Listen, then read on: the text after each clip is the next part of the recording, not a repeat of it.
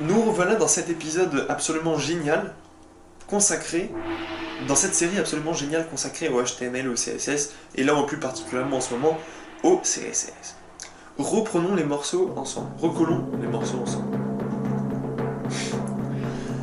Nous voici donc sur notre magnifique site internet. Et oui, ce site internet qui est absolument fantastique, car il est très beau.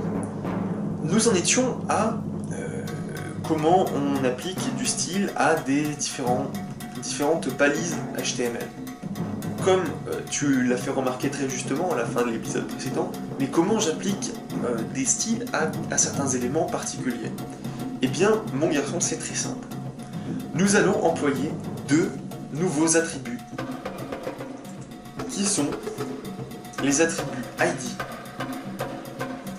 et les attributs classe. Ces deux attributs ont chacun leur utilité. L'attribut ID, crois-moi, on s'en sert quasiment jamais. Mais on s'en sert vraiment jamais. Enfin, moi, je m'en sers jamais. Parce que, bon, classe, ID, si t'appelles un élément une seule fois avec un nom de classe, c'est comme un ID. Donc on s'en fout, tu vois. C'est juste qu'une classe, un ID, normalement, il n'y a qu'un seul élément qui peut avoir cet ID. La classe, tu peux l'appliquer à plusieurs éléments, plusieurs types d'éléments, même différents. Donc, je te le montre quand même parce que c'est important que tu le saches. Là, ça, on va dire que c'est ma balise, c'est mon header, voilà. Je vais donc lui mettre l'ID header. Tac. Ça me permet de reconnaître mon élément. Et donc, désormais, ici, ce que j'ai envie de faire, c'est d'enlever ce style particulier au div. J'ai envie de le mettre uniquement sur ce premier div, mais de le transférer dans mon fichier CSS. Donc, au lieu d'écrire div quelque chose, je fais dièse ou hashtag, ah non c'est pas ça, hashtag dièse header. Le dièse signifie que tu fais référence à un ID. Donc là, tac, j'ai copié mes propriétés, tac. Et j'actualise, j'enregistre et j'actualise. Et qu'est-ce qui se passe maintenant? Tu remarques qu'il y a toujours exactement le même style, sauf qu'il n'est plus défini comme attribut directement dans mon HTML, mais il est défini dans le style .csv. Donc ça, c'est l'intérêt du ID. L'intérêt du ID, c'est vraiment si tu voudrais appliquer quelque chose à un élément particulier, à un élément unique. Bon, ceci étant dit, passons maintenant aux classes. Alors j'ai mis un attribut classe dans le premier, mais en fait je crois que je ne vais pas m'en servir. Tu remarques que le premier et le deuxième div ont des éléments, ont des propriétés quand même assez similaires, voire complètement similaires. Donc nous allons les appeler, nous allons les nommer avec des classes, et cette classe permettra d'appliquer ce style aux deux sans distinction. Donc on va appeler cette classe par exemple, qu'est-ce qu'elle a de particulier? Oui, non. Ok, on va l'appeler demi-div. Voilà.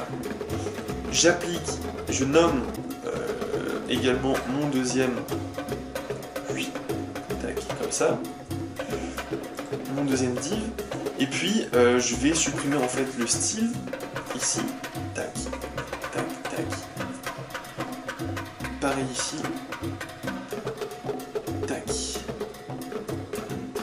et je transfère du coup mon style dans ma balise, dans mon fichier style.css. Et comment j'écris maintenant que je fais référence à une classe? Eh bien, au lieu de mettre un dièse, au lieu de rien mettre, je mets point, oups, demi-div. Tac, j'ai copié mes propriétés. Oups.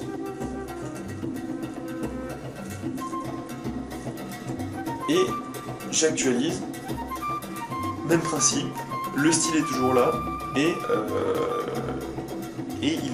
on y fait uniquement référence grâce à la classe. Alors tout ça tu peux le voir dans l'inspecteur, tu vas dans style et tu vois en fait pour quel... alors déjà tu vois dans quel fichier c'est défini, tu vois également par quel sélecteur est appliqué le style et tu vois les styles qui sont appliqués en fonction. Voilà. Bon, il existe vraiment plein de types de sélecteurs particuliers. La fin de cette vidéo va être consacrée à ça. Donc, t'en as peut-être pas besoin dans l'immédiat, mais il faut que je te les dise parce que c'est quand même assez important. Les trucs importants. Alors, par rapport au style. Si par exemple tu appliques plusieurs styles en concurrence, comment l'un va être défini par rapport à l'autre? Par exemple, je vais créer une classe qui s'appelle div_border_black, qui dit que tac, border color. Oui, parce que moi je t'ai montré raccourci border impx solid red, mais en fait tu peux définir chacune des trois propriétés, tu peux les définir une par une. Donc là, border color, ça remplace uniquement la couleur. Je prends le nom de cette classe et je l'applique à uniquement ce div. Donc ce qui va se passer, c'est que cette règle de style va rentrer en concurrence avec cette règle de style. Qu'est-ce qui va se passer? Eh bien, la classe prend le dessus. En fait, il y a toute une histoire de priorité sur les styles. Mais comme je les connais pas par cœur, je sais que si tu veux qu'une règle dépasse toutes les autres, il faut que tu mettes dièse important comme ça, exclamation important comme ça, mais on va dire que c'est pas très bonne pratique. Je sais que ça c'est le niveau supérieur des priorités. Le niveau juste en dessous, c'est quand c'est défini comme attribut dans ton HTML. Et puis ensuite, il y a d'autres niveaux.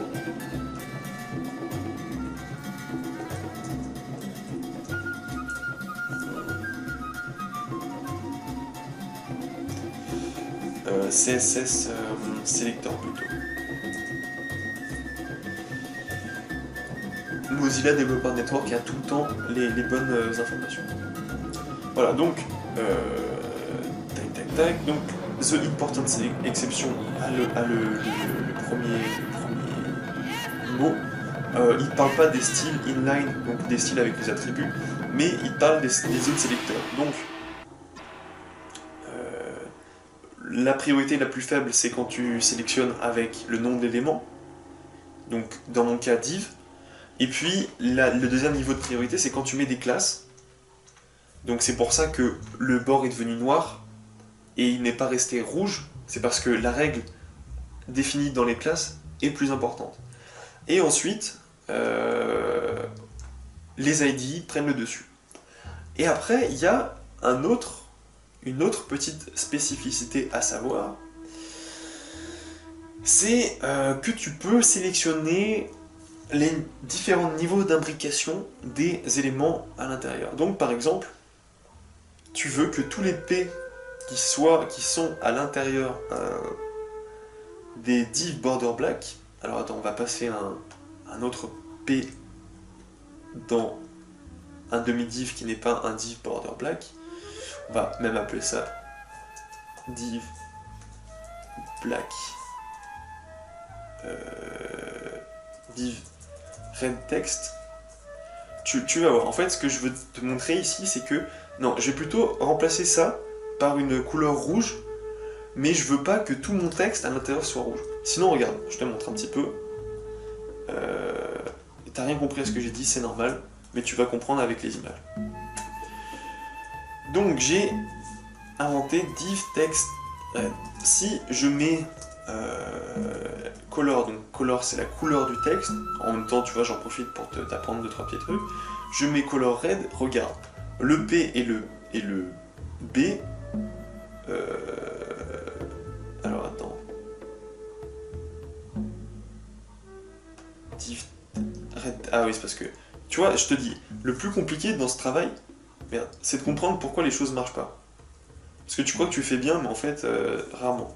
Donc là, par exemple, je me suis trompé dans le nom de la classe. J'ai inversé texte ref. Voilà. Tu vois, là, les deux sont rouges. Imaginons maintenant que tu as envie d'appliquer cette règle que au paragraphe, par exemple. Tac. Je rajoute ça, comme ça tu vois qu'il y a 2 paragraphes et 2 pas paragraphes à l'intérieur. Hop. On va mettre l'italique en dessous, comme ça fait 4 lignes. Voilà. Donc là, tu vois, j'ai 4 lignes, dont seulement 2 sont des P. Eh bien, regarde. Si je fais div red text P, bim.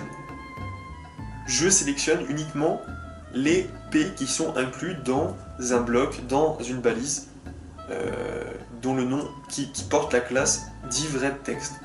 Donc ça, c'est une sorte de sélecteur qui va fonctionner par imbrication. Ça sélectionne tous les éléments qui répondent à cette spécificité, on va dire, à l'intérieur d'une classe. Donc en fait, pour que ce style soit appliqué, il faut que ce soit un paragraphe contenu dans un élément qui porte la classe div_readText. Maintenant, imaginons, ça marche aussi avec l'imbrication de classe. Donc par exemple, je veux maintenant classe readText. Je crée une nouvelle classe maintenant pour appliquer cette règle uniquement aux paragraphes, aux textes qui ont la classe readText. Donc, au lieu de sélectionner P, maintenant je vais mettre readText. Qu'est-ce que ça dit? Ça dit que tous les éléments qui ont la classe readText à l'intérieur d'un élément qui a la classe div_readText vont avoir cette propriété. Voilà. Ok. Imaginons maintenant autre chose. Je crée un sous-div à l'intérieur de mon div.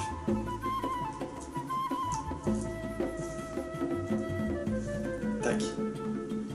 Ça ne change pas grand-chose, si ce n'est que j'ai un border en plus. Maintenant, ce que je vais te montrer, c'est deux choses. D'une part, si je voulais appliquer... tac.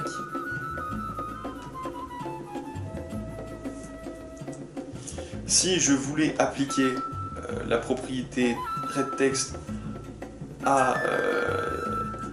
au div contenu dans div_readText, regarde, ça ferait ça. Et c'est pas ça que je voulais te montrer. Ce que je voulais te montrer, c'est que tu peux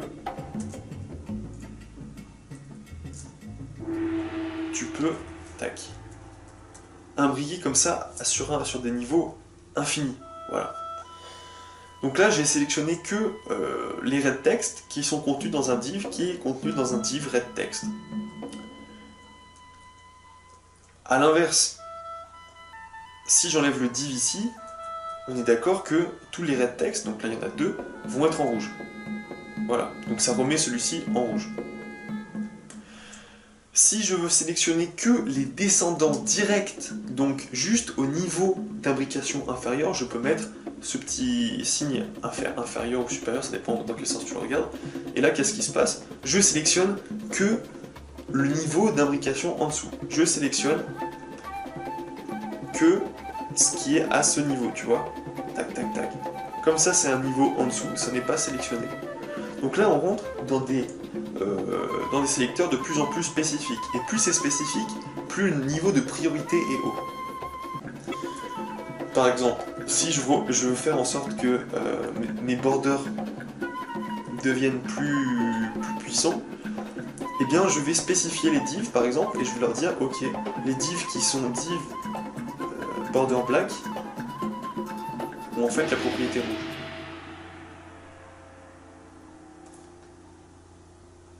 Tu comprends ce que j'ai fait?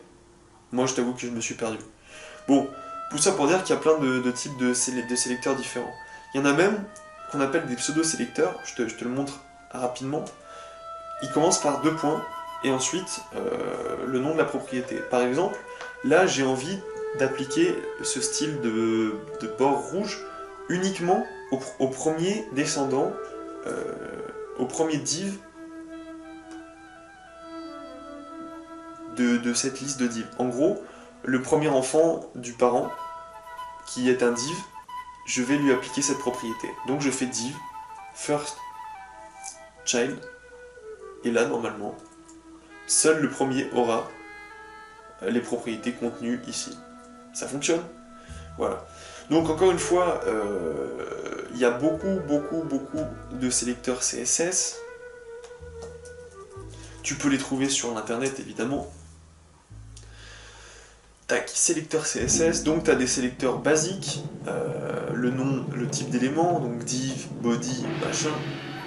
Tu as le nom des classes, le nom des identifiants, les sélecteurs, les trucs d'imbrication, etc. Tu peux les sélectionner avec la valeur d'attribut, donc par exemple, je pourrais faire un sélecteur pour... voilà. Je te montre très rapidement, je vais appliquer un style uniquement au lien qui est... Ah oui, j'en profite, je fais d'une pierre deux coups. Par exemple, la couleur rouge, tu veux l'appliquer à deux types d'éléments différents. Tu mets une virgule, tu retournes à la ligne pour plus de lisibilité, mais t'es pas obligé. Et là, tu redéfinis un sélecteur. Ça veut dire que tous les sélecteurs qui seront les uns sur les autres auront cette propriété. Ok? Tout ce qui est entre les crochets sera appliqué à la liste de choses séparées par des virgules juste au-dessus. Donc là, l'attribut, c'est href. Et l'href... Attends, c'était déjà marqué. Tac. Je le mets entre crochets, ça veut dire qu'il y a un attribut qui s'appelle comme ça.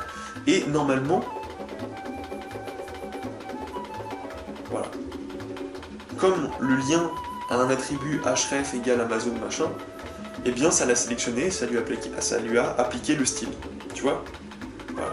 Et donc ça c'est partagé par ce style de la couleur rouge est appliqué à deux types de sélecteurs différents. Bon, voilà, je commence à être fatigué et tu as déjà beaucoup d'informations pour cette fois-ci. Donc je vais te laisser là-dessus. Il y a voilà, les éléments descendants, les éléments directs, etc. Et puis les pseudo-éléments, les pseudo-classes, machin. Bon, tu vois, il y a vraiment beaucoup de trucs sur lesquels tu peux regarder. Et puis je pense que dans la prochaine série de vidéos que je vais faire, je ne sais pas précisément quand, mais dans cette prochaine série, je vais te parler cette fois de JavaScript. Ça te tease, hein? Eh bien tant mieux. Alors à la prochaine fois. Salut!